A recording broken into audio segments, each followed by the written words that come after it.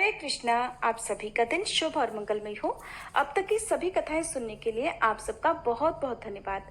आज सुनिए कार्तिक मास महात्म्य का 28वां अध्याय और पंचभीखु व्रत की कथा के साथ साथ तुलसी माता की आरती और चालीसा पाठ। देवर्षि नारद ने श्री ब्रह्मा जी से पूछा कि हे ब्रह्मा जी, अब आप मुझे कृपया कर ये बतलाइए कि तुलसी दलों को किस प्रकार तोड़ना चाहिए। किन किन तिथियों में तुलसी दल नहीं तोड़े जाते हैं, तुलसी दल तोड़ने का विशेष मंत्र क्या है, और इसके अलावा आप मुझे कृपया कर अब तुलसी जी की महिमा का भी वर्णन अवश्य कीजिए। तब देवर्षि नारद के प्रश्नों का उत्तर देते हुए श्री ब्रह्मा जी ने कहा, हे नारद, तुलसी दल या पत्तियां जब भी तोड़नी हो तो उसके लिए वैधृति और व्यतिपात इन दो योगों में रविवार, एकादशी, अमावस्या और पूर्णिमा इन तिथियों में, संक्रांति और जन्म मरण छूत में तुलसी दल तोड़ना वर्जित माना जाता है। इन तिथियों को भूल से भी तुलसी दल नहीं तोड़ना चाहिए। संक्रांति, अमावस्या, एकादशी और रात्रि और दोनों संध्याओं में अर्थात सुबह सूर्योदय से पहले और शाम को सूर्यास्त के बाद भी कभी तुलसी दल ना तोड़ें। किंतु तुलसी के बिना श्री हरि की पूजा संपूर्ण नहीं मानी जाती, इसलिए निषेध समय में तुलसी वृक्ष से अपने आप गिरी हुई पत्तियों से भी पूजा की जा सकती है। पहले दिन के पवित्र स्थान पर रखे हुए तुलसी दल से भी भगवान की पूजा की जा सकती है। अर्थात कहने का तात्पर्य है कि जो तुलसी दल आपने एक दिन पहले भगवान को अर्पित किए हैं, उन्हीं को गंगा जल से धुलकर दोबारा से भगवान को अर्पित किए जा सकते हैं। शालिग्राम भगवान की पूजा के लिए इन वर्जित तिथियों में भी तुलसी दल तोड़े जा सकते हैं। बिना स्नान के और जूता पहनकर कभी भी तुलसी दल ना तोड़े और ना ही तुलसी जी को स्पर्श करें। हे देवर्षि, अब मैं तुम्हें तुलसी दल को तोड़ने का नियम भी बताता हूँ। तुलसी का एक एक पत्ता ना तोड़कर पत्तियों के साथ अग्रभाग को तोड़ना चाहिए। तुलसी की मंजरी सभी फूलों से बढ़कर मानी जाती है। मंजरी तोड़ते समय उसमें पत्तियों का रहना भी आवश्यक होता है और इस प्रकार मंत्र पढ़कर पूज्य भाव से पौधे को बहुत ज्यादा हिलाए डुलाए बिना तुलसी के अग्रभाग को तोड़ना चाहिए। इससे पूजा का फल लाख गुना बढ़ जाता है। ये मंत्र है, मातस तुलसी गोविंद हृदयानंद कारिणी नारायणस्य पूजार्थम चिनोमि त्वाम नमोस्तुते। देवर्षि, तुलसी दल तोड़ने के अन्य मंत्र इस प्रकार हैं। ओम सुभद्राय नमः, ओम सुप्रभाय नमः। तुलसी दल तोड़ते समय श्रद्धा पूर्वक सबसे पहले तुलसी जी को प्रणाम करके फिर इन मंत्रों का जाप करते हुए ही तुलसी दल तोड़ना चाहिए। सभी को अपने घर में, अपने आंगन में तुलसी जी का पौधा अवश्य ही लगाना चाहिए। जहाँ पर नित्य नियम से तुलसी की पूजा होती है, उस घर में साक्षात लक्ष्मी जी का वास भी होता है। स्वयं भगवान नारायण तुलसी जी को अपने मस्तक पर धारण करते हैं, क्योंकि यह मोक्ष कारक तो है ही, भगवान की भक्ति भी प्रदान करती है। भगवान की उपासना, पूजा और भोग में तुलसी दलों का होना अनिवार्य माना गया है। हे देवर्षि, कहने का तात्पर्य यह है कि जो भी मनुष्य तुलसी अपने घर में लगाता है, जब तक उसकी शाखा, प्रशाखा, बीज, पुष्प और सुंदर दलों के साथ पृथ्वी पर बढ़ती रहती है, तब तक उनके वंश में जो जो जन्म लेते हैं, वे 2-2 हजार कल्पों तक श्री हरि के धाम में निवास करते हैं। संपूर्ण पत्रों और पुष्पों को भगवान के चरणों में चढ़ाने से जो फल मिलता है, वो बस एकमात्र तुलसी दल के अर्पण से ही प्राप्त हो जाता है। 100 भार स्वर्ण और 400 भार रजत के दान का जो फल है, वही तुलसी वन के पालन से मनुष्य को बड़ी सुगमता से प्राप्त हो जाता है। जिसके घर में तुलसी का पौधा या बगीचा होता है, उसका वह घर साक्षात तीर्थ के समान होता है और वहाँ यमराज के दूत भी कभी नहीं जाते। हे नारद, अब मैं तुम्हें तुलसी की माला धारण करने के संबंध में कुछ महत्वपूर्ण बातें बताता हूँ। तुलसी की माला धारण करने के संबंध में शालिग्राम पुराण में कहा गया है कि भोजन करते समय तुलसी की माला का गले में होने से अनेक यज्ञों का पुण्य प्राप्त होता है। जो कोई तुलसी की माला धारण करके स्नान करता है, उसे गंगा स्नान करने जैसी सारी नदियों के स्नान का फल प्राप्त हो जाता है। तुलसी माला तुलसी जी के पौधे से निर्मित की जाती है। तुलसी परम पवित्र और आध्यात्मिक तथा औषधि गुणों से अपने आप में परिपूर्ण है। इस माला से भगवान विष्णु, श्री राम, श्री कृष्ण और गायत्री मंत्र का जप अत्यंत शुभदायी होता है। वैष्णव दीक्षा से दीक्षित साधु संत और गृहस्थी भक्तजन इसे कंठी के रूप में भी धारण करते हैं। तुलसी वन के नीचे किया गया पिंडदान पितरों के लिए अक्षय होता है, उन्हें मोक्ष प्रदान करता है। गले में तुलसी जी की माला धारण करने से जीवन शक्ति बढ़ती है, बहुत से रोगों से मुक्ति मिलती है। इस माला को धारण करने से शरीर स्वस्थ होता है, शरीर निर्मल, रोग मुक्त और सात्विक बनता है। तुलसी शरीर की विद्युत संरचना को सीधे सीधे प्रभावित करती है। इसको धारण करने से शरीर में विद्युत शक्ति का प्रवाह बढ़ता है और जीव कोशों द्वारा धारण करने के सामर्थ्य में वृद्धि होती है। गले में माला पहनने से बिजली की लहरें निकलकर रक्त संचार में रुकावट नहीं आने देती। प्रबल विद्युत शक्ति के कारण धारक के चारों ओर चुंबकीय मंडल विद्यमान रहता है। तुलसी की माला गले में धारण करने से आवाज सुरीली होती है, गले के रोग नहीं होते और हृदय पर झूलने वाली तुलसी माला फेफड़े और हृदय के रोगों से बचाती है। इसे धारण करने वाले के स्वभाव में सात्विकता का संचार होता है। तुलसी की माला धारक के व्यक्तित्व को आकर्षक बनाती है। अगर तुलसी की लकड़ी से बनी हुई मालाओं से अलंकृत होकर मनुष्य देवताओं और पुत्रों के पूजन आदि कार्य करे तो वह कोटि गुना फल देने वाला होता है। जो मनुष्य तुलसी की लकड़ी से बनी हुई माला भगवान विष्णु को अर्पित करके पुनः प्रसाद रूप से उसे भक्ति पूर्वक धारण करता है, उसके सभी पाप नष्ट हो जाते हैं। तुलसी जी के दर्शन करने पर सारे पाप समुदाय अपने आप ही भस्म हो जाते हैं।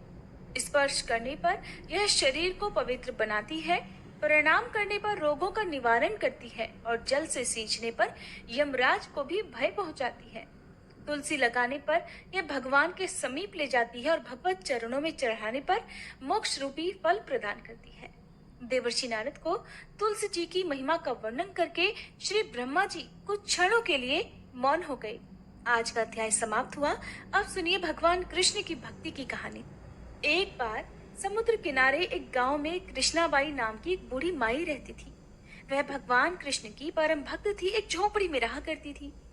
कृष्णाबाई का वास्तविक नाम तो सुखिया था, पर कान्हा जी की भक्ति के कारण गांव के लोगों ने उनका नाम ही कृष्णाबाई रख दिया। गांव में घर घर जाकर झाड़ू पोछा करना, बर्तन साफ करना और खाना बनाना ही उनका काम था। कृष्णाबाई रोज फूलों की माला बनाकर किसी प्रकार समय निकालकर दोनों समय ही श्री कृष्ण जी को पहनाया करती और फिर समय मिलने पर घंटों घंटों कान्हा जी से बात किया करती थी। गांव के लोग जब बुढ़िया को इस तरह से अकेले अकेले बातें करते देखते तो यही सोचते कि बुढ़िया तो पागल है। एक रात श्री कृष्ण ने अपनी भक्त कृष्णाबाई से ये कहा कि कल बहुत बड़ा भूचाल आने वाला है, तुम ये गांव छोड़कर इस गांव से कहीं दूर चली जाओ। अब क्या था, मालिक का आदेश था, प्रभु का आदेश था, मानना तो था ही। कृष्णाबाई ने झट से अपना सारा सामान इकट्ठा करना शुरू कर दिया और गांव वालों को भी बता दिया कि कल मेरे सपने में कान्हा जी आए थे और कह रहे थे कि कल बहुत बड़ी प्रलय आने वाली है, इस गांव को छोड़कर पास के ही गांव में चले जा। अब जब लोगों ने सुना तो उन्होंने ये तो देखा कि वो अकेली अकेली बातें करती है, तो सोचा कि शायद बुढ़िया पागल हो गई है। तो अब वो लोग भला कहाँ उस बूढ़ी माई की बात मानने वाले थे, वो तो उसे पागल ही समझते थे। जिसने भी बूढ़ी माई की इस बात को सुना वही जोर जोर से ठहाके लगाकर उसका मजाक बनाने लगता। इतने में बाई ने एक बैलगाड़ी मंगवा ली और अपनी कान्हा जी की मूर्ति ली और जो भी जरूरी सामान था उसकी गठरी बांधकर गाड़ी में बैठ गई। गांव के बाकी लोग तो अपने अपने घर में बड़े ठाठ से बैठे हुए थे। कुछ लोग थे जो बूढ़ी माई का मजाक उड़ाने के लिए घर के बाहर खड़े हुए थे। किसी को आभास नहीं था कि अगले दिन क्या होने वाला है। इतने में ही बैलगाड़ी भी आ गई। बूढ़ी माई ने झट से अपना सारा सामान और कान्हा जी की मूर्ति उस बैलगाड़ी में रख दिया और वह गाड़ी में बैठकर चली गई। गांव के लोग उसके जाने पर उसकी मूर्खता पर हंसते रहे, उसका मजाक बनाते रहे। बाई जब जाने लगी तो अपने गांव की सीमा पार कर जैसे ही वो दूसरे गांव में प्रवेश करने वाली थी कि उसे कान्हा जी की आवाज आई कि अरे पगली, जा वापस जा और अपनी झोपड़ी में से जरा वो सुई तो ले आ जिससे तू रोज मुझे माला बनाकर पहनाती है। अब मूर्ति में से ये आवाज आई तो सुनकर बूढ़ी माई तो बड़ी बेचैन हो गई, तड़प गई कि मुझसे ये भारी भूल कैसे हो गई। अब मैं अपने कान्हा की माला कैसे बनाऊंगी? ये तो मुझसे बहुत बड़ी गलती हुई। ये सोचकर उसने जल्दी से बैलगाड़ी वाले को रोका और बदहवास होकर बड़ी बेचैन होकर झोपड़ी की तरफ भागी। गांव वालों ने देखा कि ये बूढ़ी माई तो फिर से वापस आ गई, तो उसके पागलपन को देखते और खूब मजाक उड़ाते रहे। लेकिन बूढ़ी माई ने तो किसी की बात पर ध्यान ही नहीं दिया, किसी की बात को नहीं सुना, अनसुना कर दिया।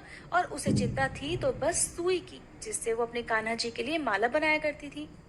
अब जब वह अपनी झोपड़ी में गई तो झट से उसने झोपड़ी में एक कोने में तिनकों में फंसी हुई वो सुई निकाल ली।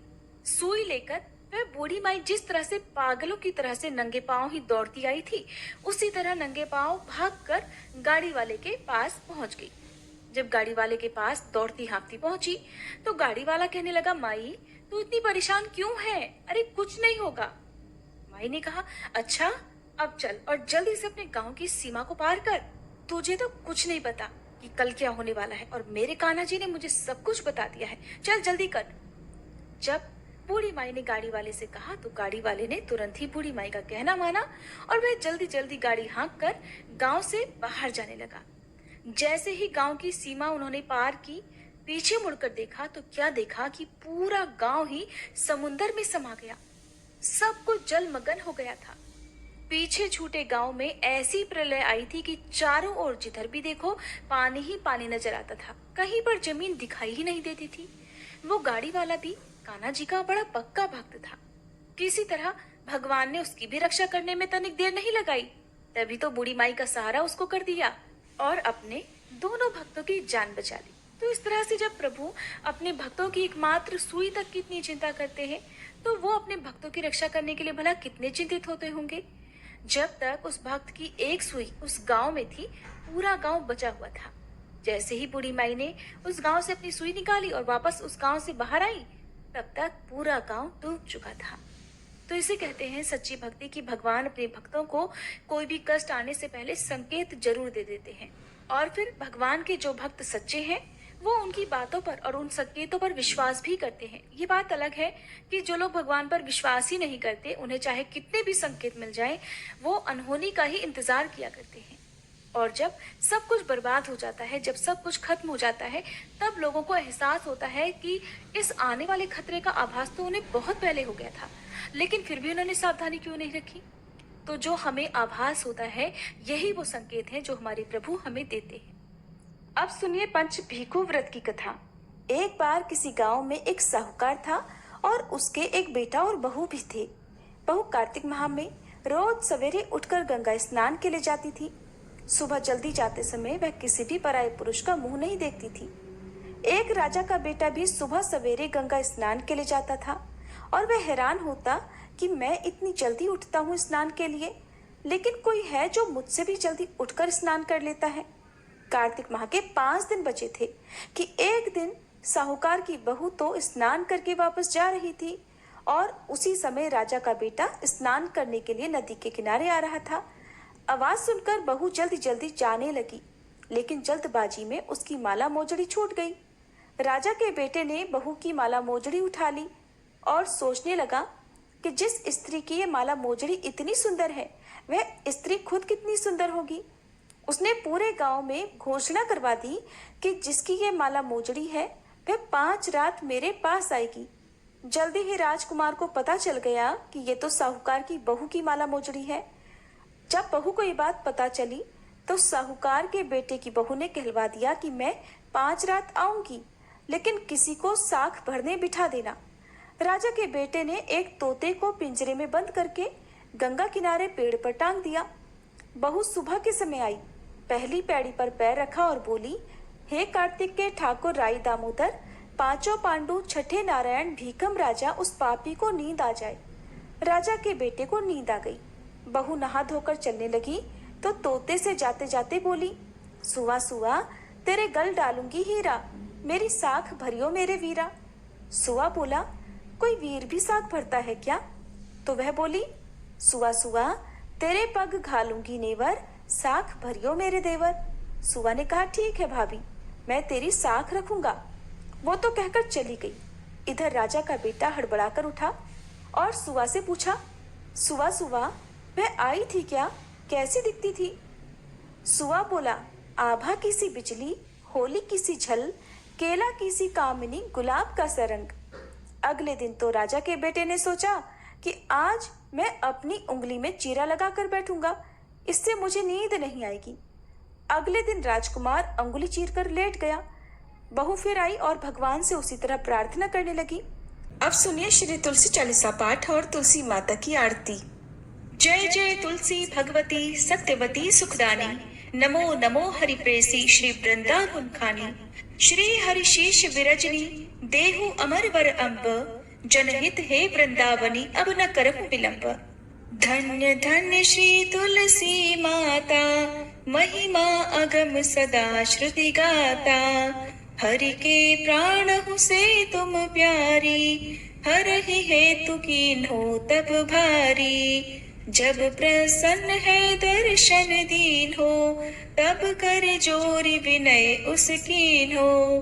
हे भगवंत कंत मम होहु, दीन जानि जानि छाड़हु छोहु। सुनी लक्ष्मी तुलसी की बानी, दीन हो श्राप कध पर आनी। उस अयोग्य वर मांगन हारी, हो बिटप तुम जड़ तनुधारी। सुनि तुलसी ही श्रव्योत ही ठामा, करहु वास तुहु नीचन धामा। दियो वचन हरि तब तत्काला, सुनहु सुमुखी जानी होहु बिहाला।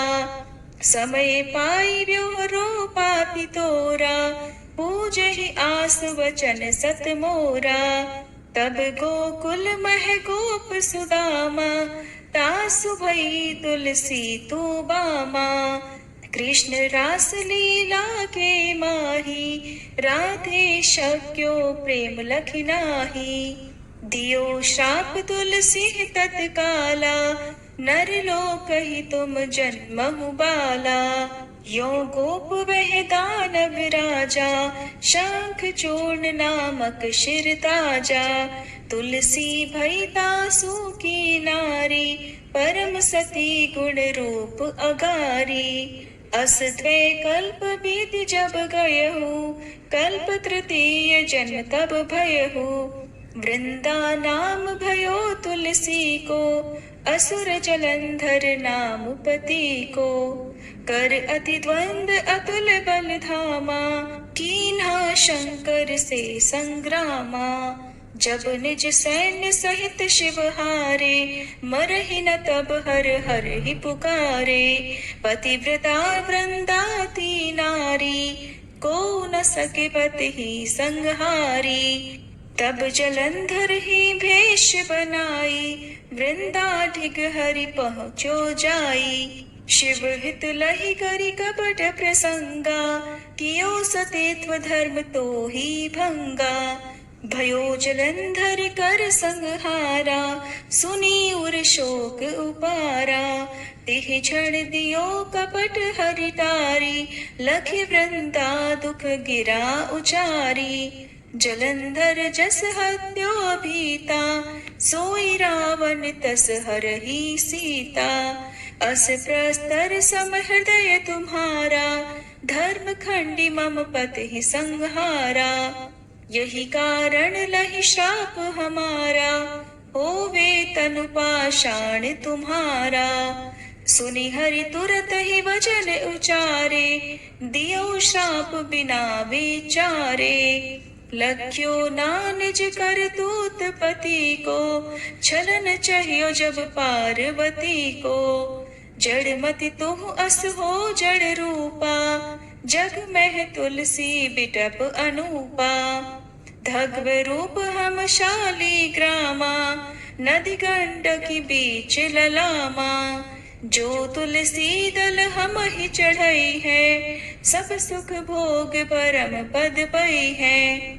बिनु तुलसी हरि जलत शरीरा, अतिशय उठत शीश उर पीरा। जो तुलसी दल हरि शिर धारत, सो सहस्त्र घट अमृत डारत। तुलसी हरि मन रंजनिहारी, रोग दोष दुख भंजनिहारी।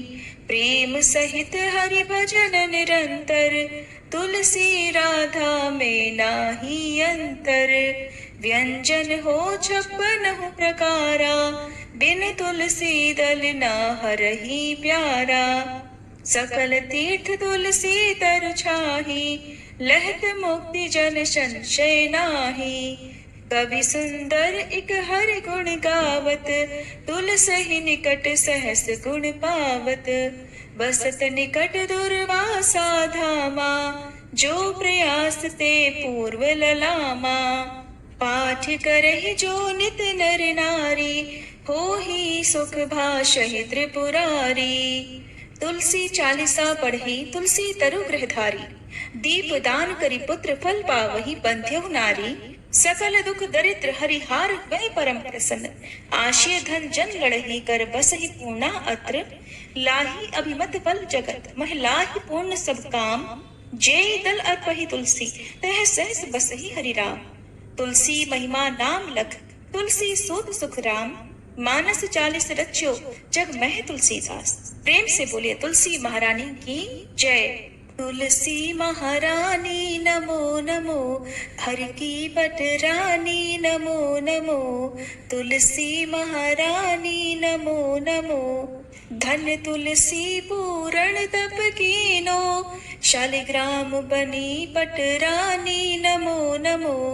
तुलसी महारानी नमो नमो, हर की पटरानी नमो नमो।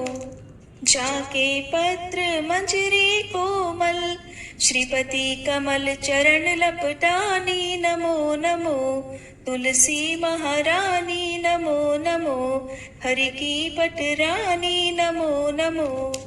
कौन महीने बोई रानी तुलसा, कौन महीने हुई हरियाली नमो नमो। तुलसी महारानी नमो नमो, हर की पटरानी नमो नमो। कौन महीने हुई तेरी पूजा, कौन महीने हुई पटरानी नमो नमो।